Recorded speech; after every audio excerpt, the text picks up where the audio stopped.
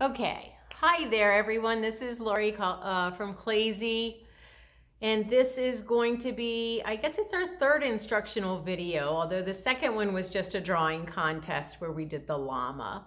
Today, I'm going to do more of a technique style video that can show anyone how to become an artist. We have so many people who come into the studio and always claim that they don't have an artistic bone in their body. And in all honesty, with paint your own pottery, or quite honestly, almost any art form, as long as you enjoy doing what you're doing, just figure out a way to get there. And today, this is one of the techniques I'm going to show that's probably one of our easy ones. And I've picked a cute, and I shouldn't say I picked it because we put up pictures online. And then we had our customers, our Facebook fans, pick out this picture. This is a free clip art or a free, I believe it was a coloring book page. When you want to transfer your designs onto pottery, it's very important that you don't go after the detailed ones. Those are the ones, not that you can't do them, but especially if you're just beginning, it's better to pick the children's coloring book pages just to help you get the shape. You can embellish the paintings any way you want to once they're on your plate or whatever you're putting your design on. But at least we can get started with something simple and then just go from there. All right, so I have picked a really pretty medium color blue to go on the base coat. I'm also hoping that people will watch this and get some good tips just for painting normally. And the reason you see my pretty nails and not my face is because my nails are a heck of a lot better looking than my face today. I did not put any makeup on. I look like your typical stay in and not go out person today.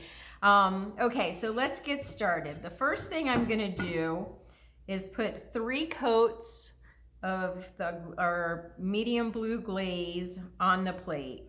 Now, if you can tell, I really like to get that glaze on there. You can see how puffed up my brush is. I see so many people do this part and are so very careful about how they get the glaze on. I don't really care how it gets on there. I just want to get my 3 coats. You hear that? That means you need more paint. It's your paintbrush talking to you. You want to get those 3 layers on there, and then let's get to the good stuff. The 3 layers is just fluff. I watch people do their 3 layers and it's like hours go by and they just got 3 layers of paint on. All right, that's my first layer. I'm gonna give it just a second to dry. It'll dry pretty quickly. I'm just gonna use this to get it going. Best thing about these glazes, washes off with water, so we won't panic with getting a little on the table. All right, coat number 2. Just spread it out evenly. Make sure you don't have any spots that are wetter. You just don't want any ridges. And you can see where the wet area is in the dry, and you see how quickly it dries too. All right, that's my second layer. And then we'll just wait a minute.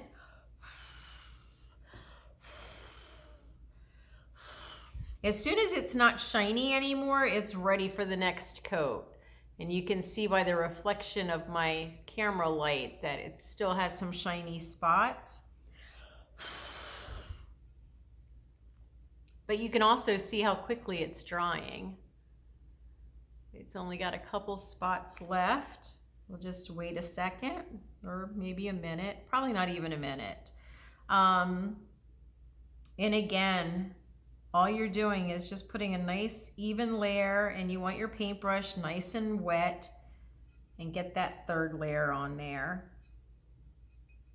Now your 3rd layer should take a little bit longer to dry. if you got 3 good layers on there, your bisque has absorbed moisture, and so it makes it just so that it takes a little bit longer to dry. All right, make sure it's all smoothed out. All right, I'm gonna stop here for just a minute while we wait for this to dry, because it is gonna take a few minutes, and then I'll be right back.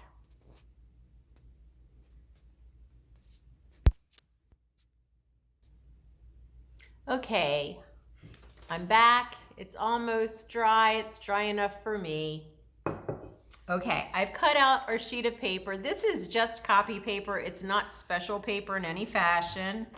And all we're gonna do is place our piece of copy paper over our plate with the 3 layers of paint on it. And I'm just gonna go over the lines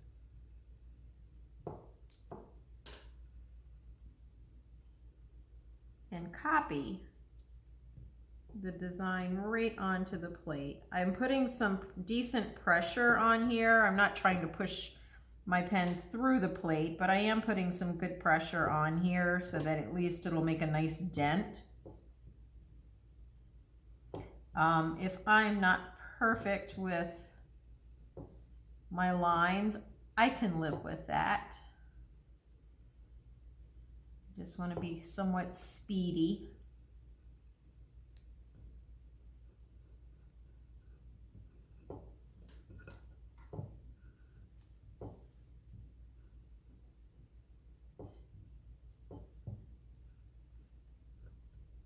And try to keep your paper down flat. It does, once it gets that moisture from the plate, it might want to buckle up a little bit.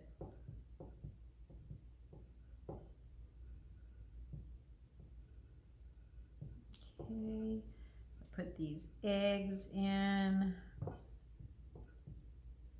I guess I should see how well you guys can see the drawing portion.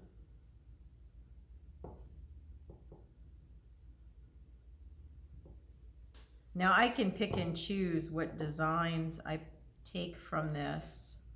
You don't have to take all of the parts and pieces. If you didn't want to do the eggs and wanted to do this for spring and put more flowers in there, you could certainly do that.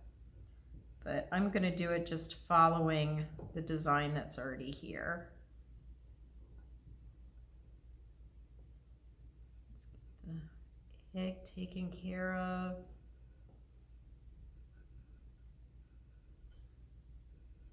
I think I already did that. Get around the flowers. Sometimes it's helpful. This is a blue pen. I was hoping I could see it, but some of the black areas are pretty thick. Sometimes if you use a red pen, that'll help. Or you can use a pencil. It doesn't really matter because the ink isn't what you're so concerned about, is the copying and getting that. So I'm gonna hold my finger at the top so that if I've messed up, I can go back if I've missed anything and put it back in. Let's see, I missed this part down here, so let me grab that in there. Get the, all right. So I don't know if you can see that very well here. But everywhere, yeah, you can see it. It's a little difficult to see, but it is there. You can see every single line that was on the paper. And the reason is, if you see the back of the sheet has picked up just a little layer of the paint because the paint is so soft on the plate. So it's just picked up a tiny layer so that you can see the indentation here. So I'm gonna turn this back upside down. I don't know how to turn the film the other way, so I'm doing everything upside down so we can see it. I got some white glaze to do the bunny. And I'm just going to use, I like these little round brushes. If you're right-handed like I am, I tell people if you're right-handed, put your paint and your brushes on the side that is your most dominant. If you put your paint on the other side, then you have to keep reaching over, and the likelihood of making a boo-boo is much larger. All right, I'm just going to fill this guy in with white. Gonna get his ears. That first layer is generally just a layer to help you stick it down.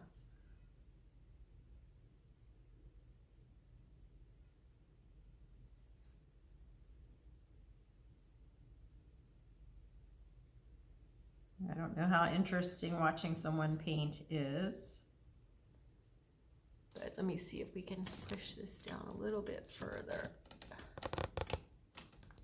That might be a little bit better. Now we need to put 3 coats of the white over the blue. The other good thing about doing it in the light blue is blue makes a great undertone underneath of the white. So let's fill this in. I'm not going to worry too much about his facial features. I can see the dents when I paint. Okay, and just get him all blocked in.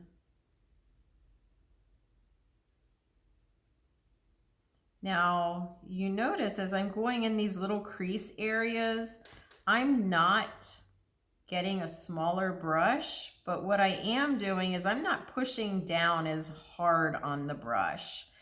If you notice, if you have a light touch, you will get a thin line. If you have a heavy touch and you push those bristles down, you're going to get a much thicker line. Everyone thinks just because you get a teeny tiny little brush that you can make a thin line, but the key to getting a thin line is just having a very light touch. And I always rest my pinky on the rim, and that allows me to have a little bit more control than just letting my hand float. And with white, I'm not going to worry if I go outside the line very much because any color will cover up white. Okay. Oh, I missed a little piece of his ear. But you can see the whole point of this video is that you can see where the lines are. And so you can color them right in, paint them right in. I close up my lid because I'm going to go to another color. My favorite color is purple. So while I'm waiting for this white to get dry, let me go paint a flower. And let's see. I want to paint the flowers that are towards the background. I forgot the little O on this one, but that's okay. I know it goes there. So this one's in the background. So the reason I'm painting the ones in the background is because when I paint the ones in the foreground, the paint will just go right over top of the ones in the background. And I won't have to worry about redoing them over and over again.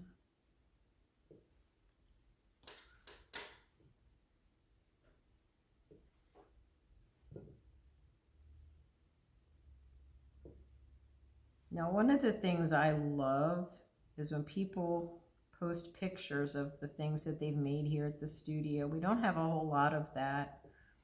I'm not sure how we can get more of it, to get more people to post pictures and tag us in it. Believe it or not, that's one of the best ways for us to get additional business, and of course stay in business, is by other people talking about what a great time they had painting at the studio or having fun in some fashion at the studio. Believe it or not, we have lots of people who come to the studio just to see the animals. We've got Wicked, our pup, and then we have 2 kitty cats. We have Binks. Binks started off as Thackeray Binks from the movie Hocus Pocus, which is one of my favorites. And when he became a teenager, he was really awful and would break everything in the studio. And so I changed his name to Lucifer Binks because he was quite the devil. And then the whole reason we got Binks is because Wicked does not like to be left alone. And for those of you who chat with me, and I am a bit of a chatter, you know that I live on a sailboat, and Wicked goes with me everywhere because we just can't leave her on the sailboat. That wouldn't be safe. It would be about the equivalent of leaving her in a car. So the first time I left her here alone at the studio so that I could go, I don't remember if it was to go to Cheers across the street, to go to dinner, or if it was to go grocery shopping at Aldi's, but we left her alone once and she got sick all over the studio and was just exhausted, and I thought maybe she had eaten something from over at the dumpster area. Maybe she had picked something up off the ground. So left her alone a second time, and the second time I left her alone, she got sick again, and we figured out that it was because she was anxious. She did not like to be left alone. She hadn't been left alone in about 8 months. And so it was a new territory for her. So we ended up getting Binks from an ad on Craigslist. He needed a home and she needed a friend. Now, fast forward to today, and Binks loves Wicked. If I let Wicked go outside, Binks will sit by the door and wait. Tries to cuddle up with Wicked. Wicked, on the other hand, absolutely wants nothing to do with Binks. Once in a while you might see Wicked and Binks playing, but it is very rare. Most of the time, if Binks goes near Wicked, she growls or barks or fusses in some fashion. But they're very cute together. So, all right, I'm gonna just draw a circle here since I forgot to put one in. I'm trying to limit my colors because our to-go kits, we're limiting to 4 colors. You can, of course, pay extra if you like. I think it's 50 cents extra for another color, an additional color. But if you do more than 1 or 2 pieces, well, if you do more than 1 piece, if you do 2 pieces, that means you would get 8 colors. Which gives you a much better selection at no additional charge. And then, of course, if you did 3 pieces, you'd get 12 colors, and so forth and so on. So that's always an option. But if you only wanted to purchase and paint 1 piece and wanted, I don't know, let's say you just wanted to add black. You had all your other colors, but you needed to add a little bit of black to that. We would just have a 50 cent charge. Woo, 50 bucks. And there we go. We've got our 3 flowers. And so that you could have all the colors you need, we purchased a whole bunch of little containers for the colors so that you could grab them. I'm going to stop with my purple and go back and get another layer of the white on, since the white is one of my biggest colors. And you can see with this second layer how much better it's covering.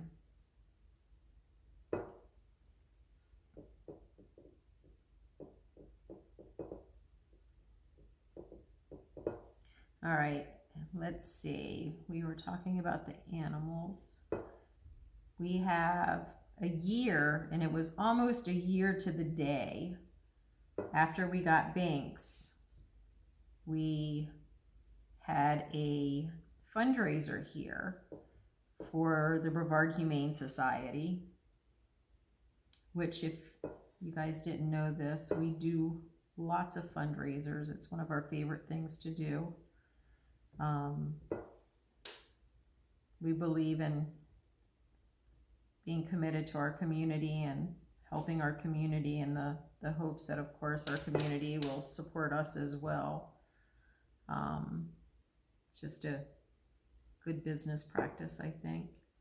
But anyway, we were doing a fundraiser for the Humane Society, and since it was kitten season, I suggested that perhaps bringing in some kittens would be a great way of getting some adopted out. So they were kind enough to bring 2 containers with kittens in them. And one of the containers had 3 of the most beautiful gray tabbies I have ever seen. All 3 of them had these beautiful blue eyes, and when you unzipped the carrier, they were all just looking at you like, please pick me up. And oh my goodness, I fell in love with them immediately, and fortunately, I thought that they were so beautiful, they would not have any difficulty finding a home. Second container, I unzipped it, and there was this scrawny, ugly, black, just skinny, I don't even know how to describe him. And well, he looked exactly like a bat with no wings. And that's just the only way I can describe him. He's got a very narrow face, and where Binks has great big round eyes and a round face, Ichabod does not. Also, Ichabod did not come to us with the name Ichabod. He was actually Ludwig. So Ludwig is and continues to be his middle name. But because he had such long legs and big feet and huge ears, we thought that he looked more like an Ichabod crane. And so we changed his name to Ichabod. But anyway, I thought that Ichabod was probably going to have a much harder time finding a home. And I guess I skipped ahead.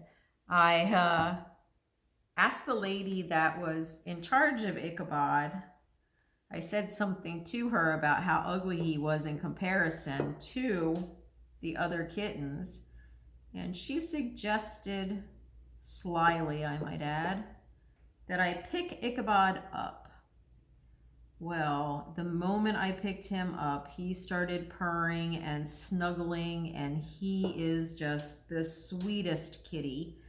He was apparently found when he was about a week old, bottle fed his whole life, handled by humans, doesn't know anything but the love of people. And I fell in love with him. And I was not intending on getting another cat. I mean, I live on a sailboat. What the heck am I going to do with another animal? And asked if he could live here, and they assured me it would be fine since that's where Binks lived, and Binks was happy and healthy. And so I ended up getting Ichabod. And Ichabod, to this day, he is, oh my goodness, he stays in trouble. He's always in trouble. But he's still something else. He's so cute.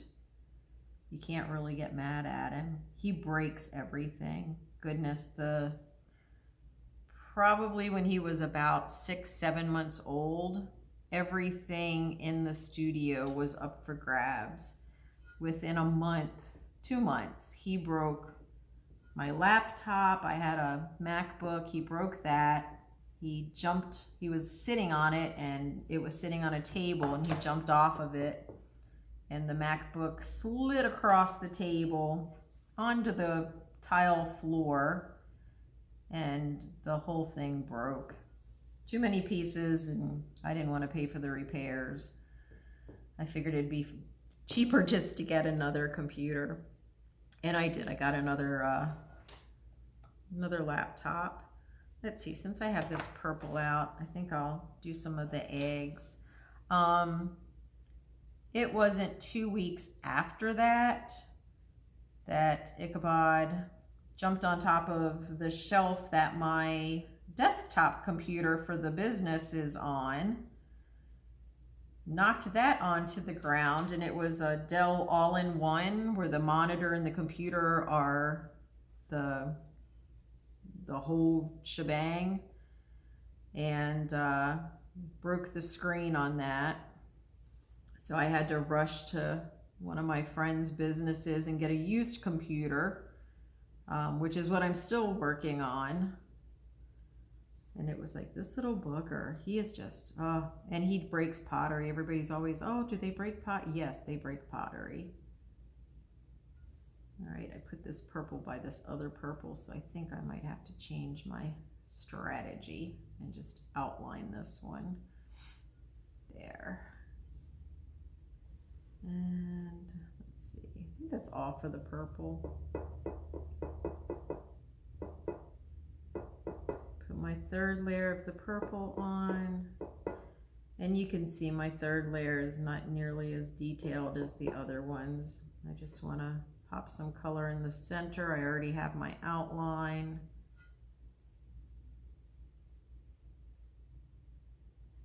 And then down here. Now on the eggs, I'm not going to put a third layer on there. I might at the top of the one egg just because it's solid. But the other ones, I want it to look hand painted so it can have some variation. All right, one more layer of the white. So that we can have a very white bunny.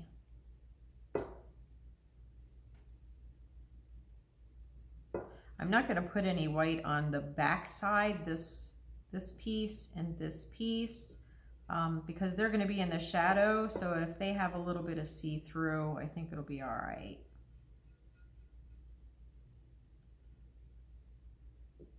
This makes such a cute bunny, and I'm painting it probably much faster than you would at home, but this will keep you occupied for hours. All right. Let's see if we can put some white on the eggs. We can stick a little white in here. Put some white in here. Right there. And let's put some over here.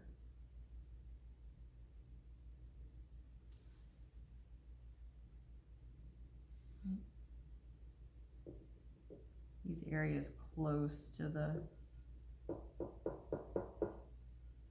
there. All right. All right, how are we doing on time? 27 minutes, not too bad. All right, so I'm gonna grab some pink. And go stick just a centerpiece. If you see, I'm putting this on there nice and thick. And that's so I don't have to do 3 coats.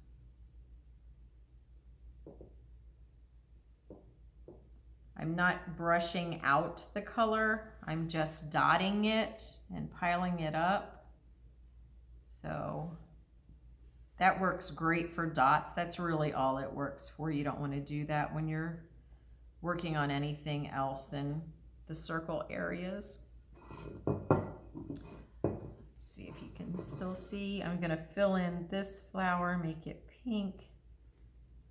The pink is pretty light, so I'm just going to go right over that round section just because it's faster. Try to get back in there.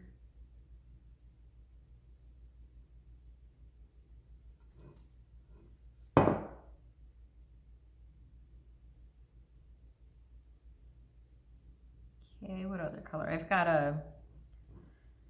I'm trying to keep this to 4 colors. No, I've got 5 colors because I have the white. And I did the background color, the blue. We'll just leave this color out. That way we'll just work with the 4 colors that we have, since that's our limitation on the to-go kit. I'm gonna put a second layer of the pink on. And you can see how quickly this dries.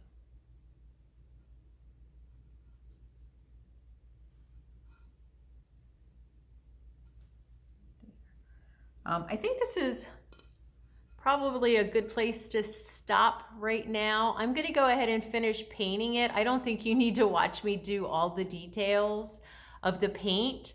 So what I'll do is let me get the base coats on, get the 3 layers on, and then I'm gonna show you a little trick that I do with my black. Hold with me, I'll be right back. Okay, I'm back.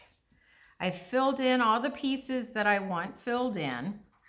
And now what I'm gonna do is find a very fine brush. These are out of the adult brushes. Let's see, can we see right there? I'm gonna grab, you can't see, it's out of frame. I'm gonna grab some of this black glaze and I'm just gonna put it on the table. And then I'm gonna grab some of my water and mix it in. I want this probably 50-50 water to glaze. I wanted about the consistency of paint or ink. Black is very pigmented. The glaze black is, so we don't need a whole lot. And what I'm going to show you, I just put more water in there. I've watered down my black glaze, and I did it right on the table. That kind of tells you that we don't worry about the table getting dirty. Now, again, I'm going to work on this upside down, but the way to give this a little bit of character is by doing a black outline. And I don't really want it to be perfect, so I'm going relatively quickly with my strokes. And let's move it right there. And I don't care if my pieces connect. To the ears. I don't care if they're in or out of the line.